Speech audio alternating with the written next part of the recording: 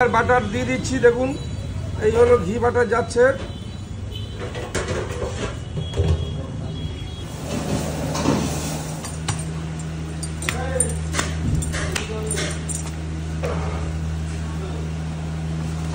সাদা তেল দিয়ে দিলাম।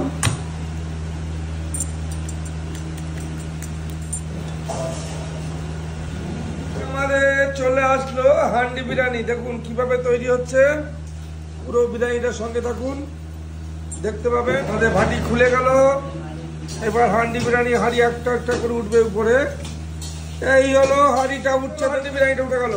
দেখুন হান্ডি বিরিয়ানি একান্ত পারে 500 গ্রাম মটন দিয়ে কিভাবে তৈরি হলো, এটাই চাকদা একান্ত পারে বিরিয়ানি। আমুল বাটার, যে বাটারটা এইভাবে টপ টপ করে পড়তে থাকবে। হান্ডি বিরিয়ানি একান্ত আপনের স্পেশাল হান্ডি বিরিয়ানি 500 গ্রাম চাকদা একান্ত আপন।